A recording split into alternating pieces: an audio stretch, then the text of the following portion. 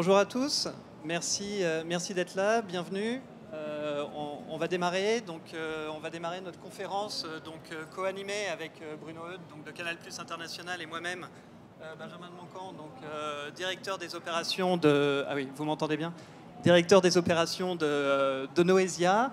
Bruno Eudes a eu la gentillesse de venir témoigner en fait sur l'utilisation de notre solution et vous expliquer comment, grâce à notre solution et à l'organisation qu'il a mise en place, comment il peut délivrer un discours client simple pour des cas complexes. Très rapidement, avant de commencer, Noesia, c'est une solution en fait de digitalisation des centres de relations clients à destination en fait des téléconseillers. Et notre valeur ajoutée, notre plus, en fait, c'est que cette digitalisation des centres de relations clients, ce sont des experts métiers, des responsables opérationnels qui vont pouvoir la créer, la réaliser.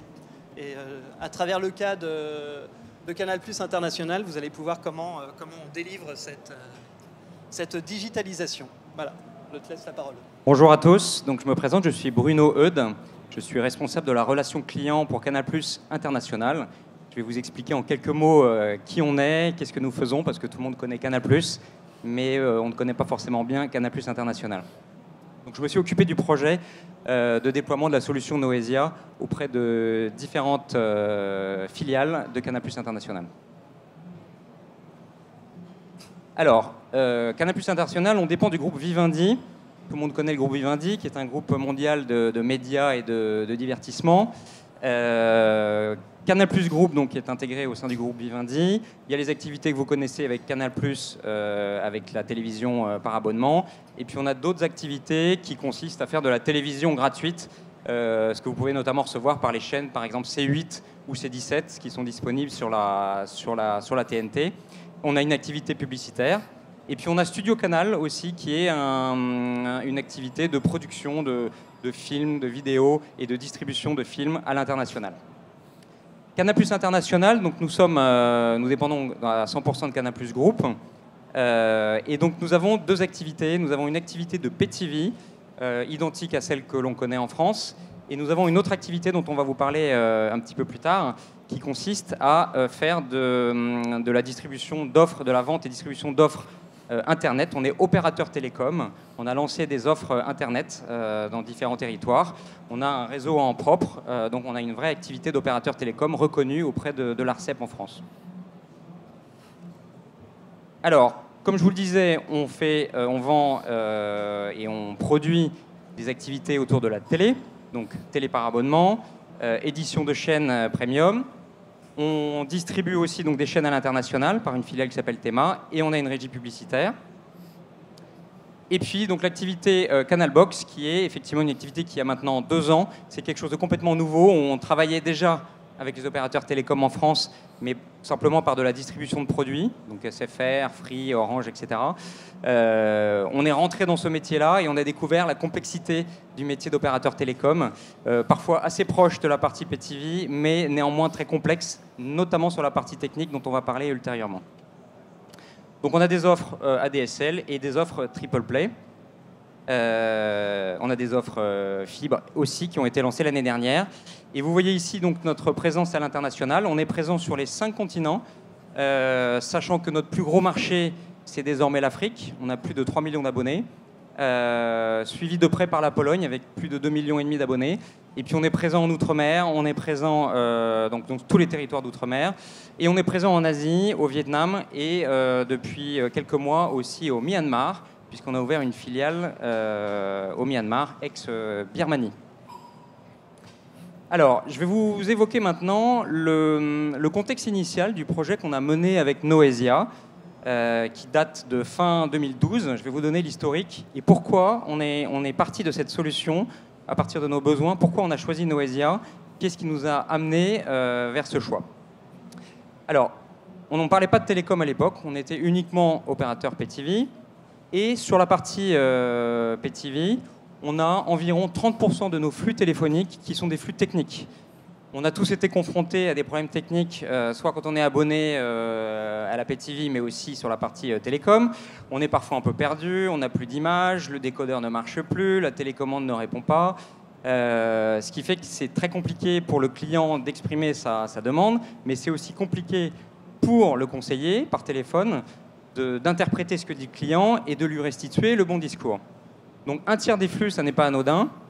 Beaucoup d'appels qui en plus durent très longtemps, puisqu'on avait une DMT assez longue sur ces appels, comme tout appel technique. Et puis on avait aussi la complexité d'avoir des conseillers qui étaient récemment embauchés, qui ne sont pas toujours des personnes très à l'aise avec la technique, même si on fait en sorte de les recruter sur les motifs techniques, mais ils ne sont pas toujours très à l'aise autour de ça. Malgré la couche qu'on pouvait leur apporter, on s'est dit on peut aller encore plus loin avec un outil qui aidera les conseillers sur ces problématiques de flux techniques. Donc, et le dernier point, sur la partie appel technique, au-delà du fait qu'il faut que le client s'exprime et explique son besoin, c'est souvent très conflictuel. Et on avait cette problématique de territoire, donc sur l'ensemble des continents, qui avait une gestion complètement hétérogène. Certaines filiales donc, géraient leurs appels en propre en renvoyant le client en boutique. D'autres demandaient au client de débrancher son décodeur et de le rebrancher, de faire quelques manipulations, alors que la résolution était exactement la même et les décodeurs sont les mêmes. Peut-être, Bruno, peux-tu nous donner quelques éléments chiffrés en termes de volume d'appels traités par an par les téléconseillers? Alors, on a démarré sur les territoires, donc Afrique et Outre-mer. Donc l'Afrique représentait à l'époque 1 million d'appels. Donc un petit peu moins de problématiques techniques en Afrique. On est à 25% à peu près pour l'Afrique. Et on est sur l'Outre-mer. On est aussi à 1 million d'appels. Par contre, on est à plus de 30% sur l'Outre-mer en termes de problématiques techniques autour de ce que peuvent demander les clients, avec une DMT qui était en moyenne à 8-9 minutes. Parfois, on allait vers des chiffres de 12-15 minutes. Enfin, ça peut être vraiment très très long et donc très cher. Voilà, donc fort de ce constat, je vous ai ici précisé un peu tout ce qu'un conseiller doit maîtriser et assimiler en termes de discours. Tout ça pour vous dire aussi qu'il n'y avait pas forcément de script. Certaines filiales avaient des scripts qui étaient appliqués, d'autres non. Donc l'idée, c'est vraiment d'harmoniser tout ça autour d'une solution fiable, simple et robuste. Et donc du coup, en sondant le marché, en faisant notre petit tour au salon Relations Clients, en regardant un peu ce qui peut exister comme solution, la solution Noesia nous est apparue comme celle étant la plus pertinente parce que facile d'utilisation. L'objectif, c'était que le métier puisse directement créer ses scripts dans l'outil sans passer par une DSI, sans passer par un studio graphique, sans passer par une agence qui conçoit les scripts. L'idée, c'est que ce soit le métier, les interlocuteurs relations clients en filiale qui directement créent la matière qui est applicable ensuite sur les centres d'appel. Ça, c'est un point très important, effectivement, hein, de notre solution. Ce que je disais en début de nos échanges, c'est effectivement la solution permet l'autonomie et de développer l'autonomie des experts métiers par rapport à la base de connaissances, à la base de solutions intelligentes qui a été développée et qui est mis à disposition des téléconseillers. Donc, hein, le changement est fréquent, le changement est permanent et les centres de relations clients doivent le prendre en compte et le prendre en compte rapidement à moindre coût. Et donc c'est vraiment ce qu'on promet avec notre solution. Alors le projet était d'autant plus intéressant qu'il a fallu, ça nécessite quand même une formation, hein, à l'outil il faut une petite formation, mais c'est ce qui nous a séduit aussi dans la solution Noesia, c'est qu'on a pu former le métier à distance. Donc on a formé des gens qui étaient en Outre-mer, en Nouvelle-Calédonie, l'océan Indien, à l'île Maurice, qui a fait partie du projet. L'équipe Afrique aussi a pu être formée. Et cette formation a eu lieu à distance. On n'a même pas eu besoin de faire revenir les utilisateurs métiers, ce qui nous aurait coûté quand même relativement cher. Cette formation s'est faite à distance avec le support de Noesia par téléphone. Ça a duré 2 jours de formation. Ensuite, les utilisateurs étaient autonomes. Ils avaient bien sûr un support pour leur premier pas sur l'outil, mais ils étaient autonomes sur l'outil pour commencer à créer du coup tous les scripts et toutes les arborescences. Je vais vous expliquer maintenant comment on a procédé en termes de méthodologie et comment fonctionne l'outil pour mettre en œuvre, créer et ensuite déployer, mettre en œuvre tous ces scripts. Alors, premier travail, il faut d'abord évidemment constituer des arborescences. Il faut imaginer donc tous ces arbres de décision autour des problématiques clients. Donc on est parti autour des problèmes techniques que je vous ai présentés précédemment.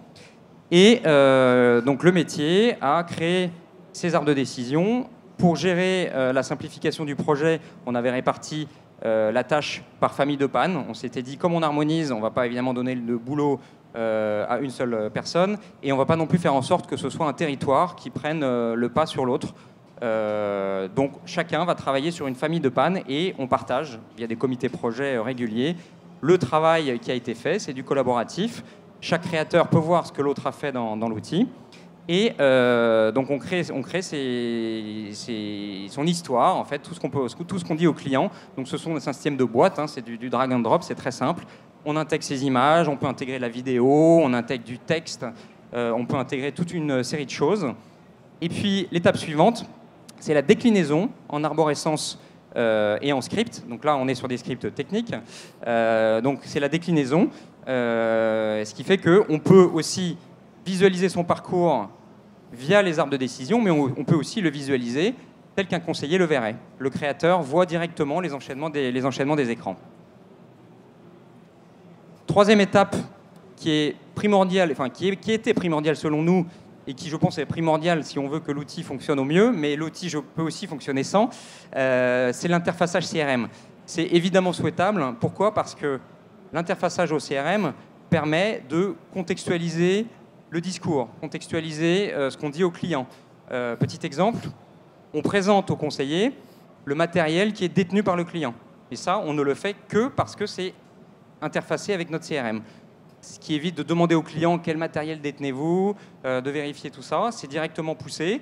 On pousse aussi sur la première page le nom du client. C'est un bouton, c'est un connecteur qui est mis en place entre donc, la solution Noesia et notre CRM. Et ensuite, l'ouverture des scripts se fait tout simplement par une petite URL qui est positionnée à côté des qualifications des téléconseillers. Là, ce qui est intéressant, c'est effectivement de voir la contextualisation en fait, du parcours web qui va être proposé aux téléconseillers. Donc là, dans le cas de Canal+ International, c'est le CRM qui va pousser une information et qui va être traité intelligemment par les parcours web qu'on aura modélisés, tel que ça a été présenté par Bruno précédemment.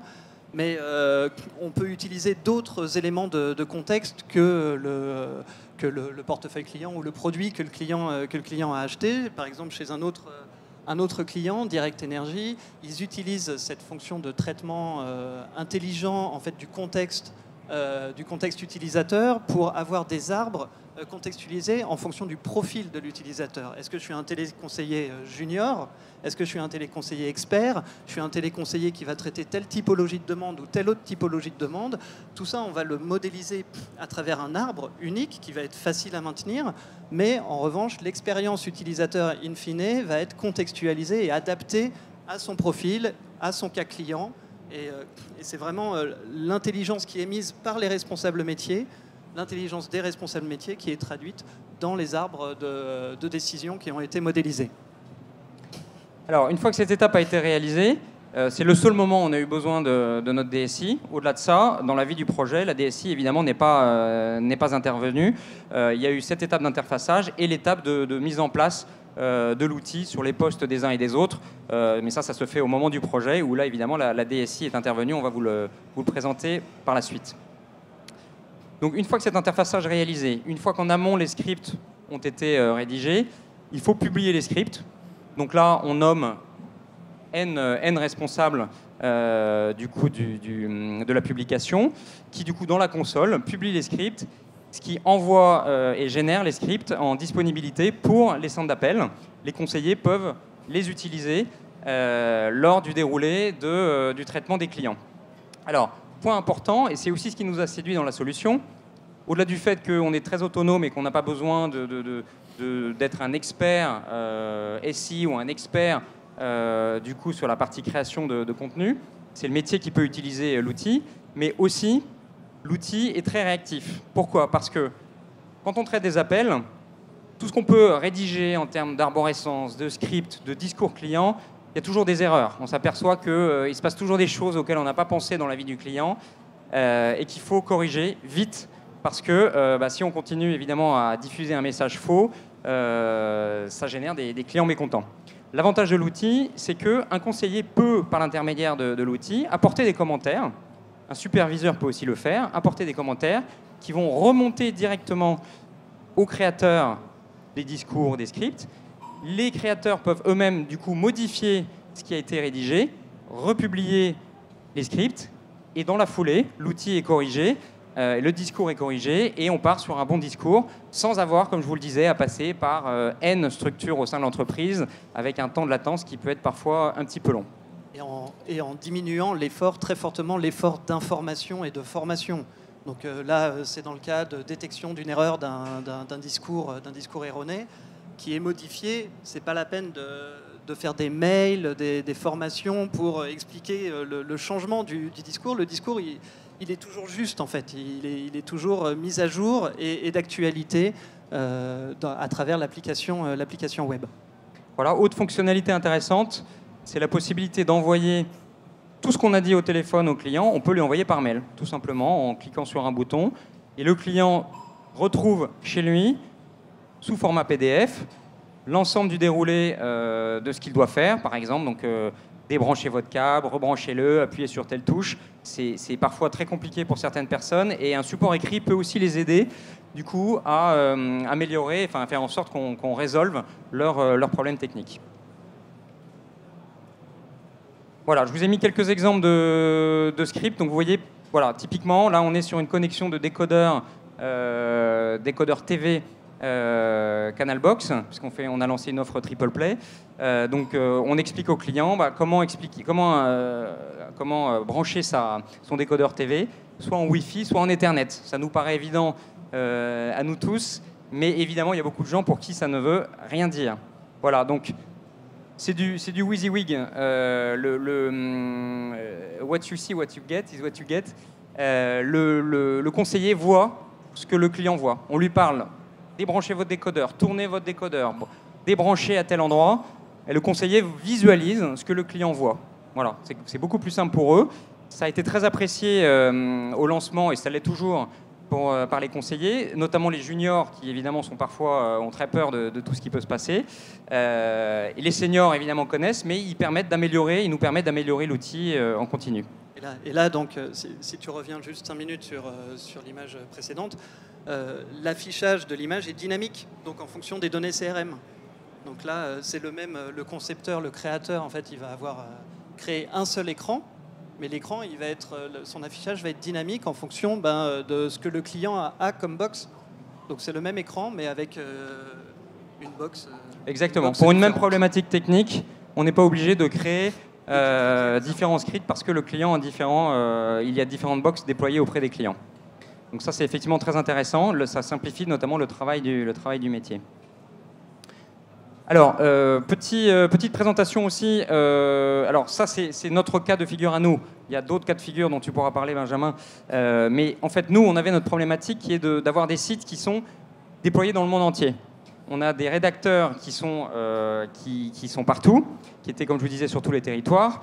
Donc, on a expliqué ça à Noesia, qui nous a apporté une solution en nous disant, pour éviter le temps de latence et le temps d'ouverture des scripts, parce que vos centres d'appel sont en Afrique ou ils sont à l'île Maurice, et effectivement, via du web, si on va chercher du coup l'ouverture d'une page sur un serveur qui est positionné lui-même, par exemple en Europe, ça peut prendre du temps. Donc, du coup, solution très simple, basée sur un serveur central pour la conception. Donc un serveur central Amazon qui est situé en Irlande. Leur serveur est en Irlande. Les créateurs utilisent l'outil sur la base de ce serveur.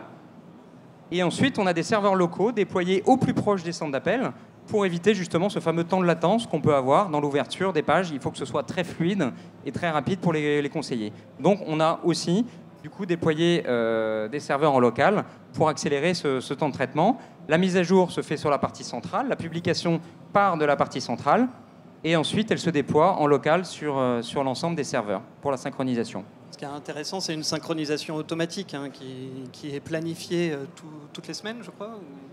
Alors, elle est planifiée toutes les semaines. Et puis, effectivement, ensuite, il y a la partie mise à jour de l'outil qui est, elle, exceptionnelle selon les besoins. Bon, c'est une architecture qui est propre au projet Canal+ International. Ce qu'il faut savoir très rapidement, c'est que Noesia, c'est une solution SaaS, mais qui peut être hébergée chez les serveurs de nos clients. Après, on s'adapte au contexte et au projet de nos clients, quoi. Et l'histoire a continué avec Noesia, puisqu'en fait, comme je vous disais, on a démarré sur la partie technique. Et comme il y avait une très bonne satisfaction des conseillers autour de cet outil, on a élargi le spectre et on a ouvert en fait l'outil sur la partie appel sortant, sur le recouvrement des impayés. On a des clients qui ne nous payent pas toujours à temps, il faut les relancer. La partie rétention qui est primordiale dans nos métiers, puisqu'il faut retenir le client quand il souhaite partir. Et sur la partie commerciale, on a aussi déployé l'outil pour vendre de la fibre auprès des clients, puisque l'outil, comme je vous le disais, peut être utilisé aussi en termes d'argumentaire commercial, de push d'offres. On peut mettre en avant des offres avec des visuels pour les conseillers, du discours évidemment toujours qui peut exister, et toujours avec cette interfaçage CRM qui existe, puisqu'on l'a appliqué aussi pour l'ensemble de ces traitements. Et puis le projet qu'on a dans les tuyaux, c'est la partie self-care, puisque l'outil évidemment sait faire du responsive design, donc on peut très bien imaginer d'avoir un déroulé de l'explication des résolutions clients sur la base d'un espace client auquel le client accède par l'intermédiaire de son smartphone ou de son PC ou de sa tablette. L'outil peut parfaitement s'adapter à ça. On a déjà créé, nous, les arbres de décision pour les call centers. Reste maintenant à les décliner en discours client. Évidemment, on ne dit pas la même chose à un client versus un téléconseiller. Donc l'objectif, c'est d'aller maintenant sur du self-care pour, évidemment, c'est la logique, de faire en sorte que les clients nous appellent le moins possible, qu'ils essayent de résoudre leur demande tout seuls et avoir un support, toujours via l'outil, avec les conseillers. L'intérêt, là, est d'avoir une base de connaissances unique, hein, qui s'adresse à différentes populations, à différents profils, et encore une fois, une base de connaissances simple à maintenir et maintenue par les experts métiers, par ceux qui sont à la base en fait, de l'information et qui traitent au quotidien en fait, les cas clients. Donc, et même chose du coup sur le web, sur la partie digital self-care, une petite erreur qui serait vue par quelqu'un de Canal+ International, pas obligé de passer par des équipes web, ou par une DSI, ou par un studio, une agence, etc. Le métier, sur la base de la charte graphique qui a été imaginée avec Noesia. Noesia nous accompagne là-dessus pour créer cette charte graphique. Évidemment, avec les équipes web, en travaillant main dans la main avec les équipes web. Mais du coup, le métier a aussi la main pour changer du discours en self-care. Juste un point quand tu parlais de responsive design, et moi quand je parlais en introduction de digitalisation de centres de relations clients, effectivement notre solution ne s'adresse pas exclusivement aux téléconseillers, et la digitalisation, en fait le centre de relations clients est vraiment au cœur de la digitalisation aujourd'hui de la relation client. La digitalisation, ça passe par du self-care, comme tu dis, mais après, à partir du moment où le client a appelé le centre de relations clients, c'est pas pour autant qu'on peut pas continuer à digitaliser en fait l'échange, l'interaction avec le client. Donc une fois le client a appelé le téléconseiller peut lui pousser aussi le parcours là, tel que tu les as montrés, quoi, les parcours de résolution, de traitement de son cas. Donc on a une fonctionnalité à travers notre studio Noesia qui est une fonctionnalité de partage. Donc on peut partager par mail, on peut partager par SMS le parcours qui va permettre au client de traiter en autonomie son cas. Donc c'est ce qu'on appelle nous de la digitalisation a posteriori en fait. Donc le centre de relations clients est un prescripteur aussi de digitalisation. Voilà, donc tout ça pour vous dire qu'on a utilisé la solution dans un contexte de fort développement. Comme je vous le disais, on est devenu opérateur télécom, donc cet outil nous a été évidemment plus qu'utile pour bien traiter ces demandes techniques qui sont... Alors on ne parle même pas de 30% sur la partie télécom, on est à environ un appel sur deux qui sont des appels techniques, pour vous dire le besoin et la nécessité d'avoir un outil de ce type pour aider au mieux les téléconseillers. Point important aussi que je n'ai pas mis ici par écrit, mais on a en fait fait appel à des nouveaux outsourceurs, il y a eu un appel d'offres, il a fallu faire rentrer du coup des nouvelles équipes, former des nouvelles équipes. Et la simplicité d'utilisation de l'outil est primordiale et nous a bien aidé dans le cadre de ce déploiement de nouveaux prestataires, puisqu'en fait on simplifie les périodes de formation, on les accélère, on les simplifie.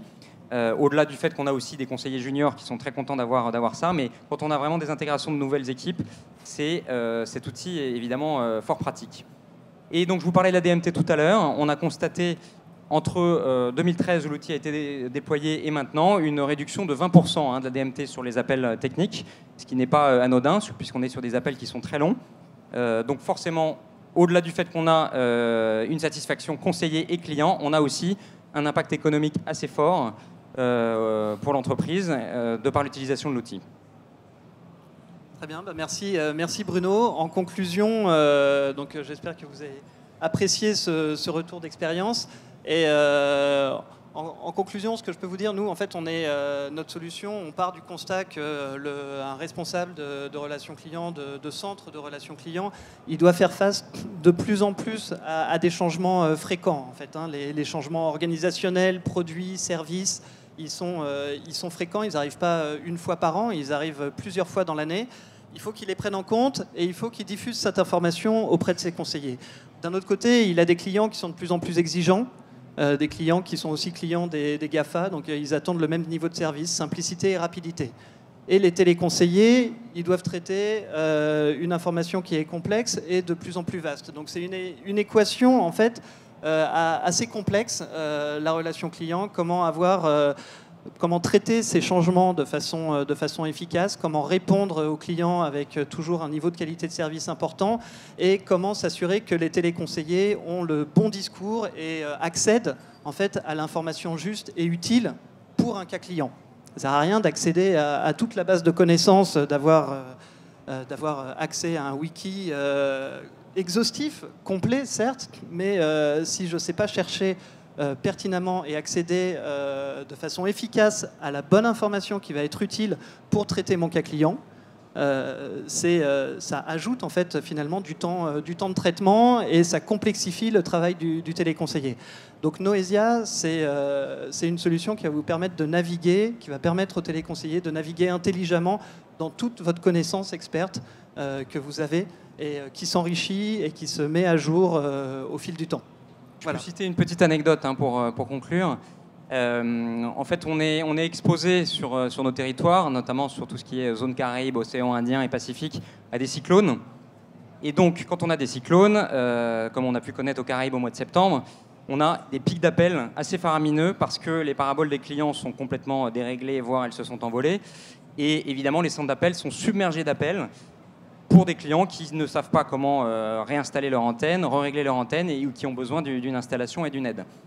Donc l'avantage de la solution, donc on fait en sorte évidemment de basculer des équipes qui ne sont pas forcément techniciennes pour traiter ce genre d'appel. Et du coup, l'avantage d'avoir un outil comme ça, c'est que les non-techniciens peuvent rentrer assez facilement sur un discours client, sur une période de crise comme on a pu le vivre, pour répondre aux clients qui ont ce type de demande, de réinstallation de paraboles, de prise de rendez-vous à domicile ou de réglage de paraboles. Donc on peut gérer les pics d'activité et la présence d'un outil comme Noesia nous permet d'accompagner les outsourceurs et aussi notre centre d'appel interne, puisqu'on a un centre d'appel interne à l'île Maurice, du coup dans cette surcharge d'activité pour des conseillers qui n'ont pas forcément la compétence technique.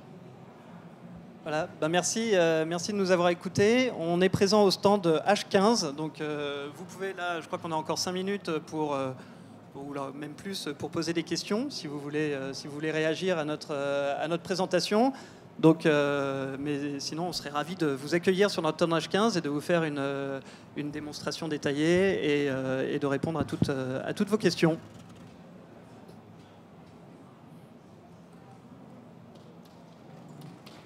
Pas de questions. Très bien. C'était clair. Merci beaucoup. Merci beaucoup.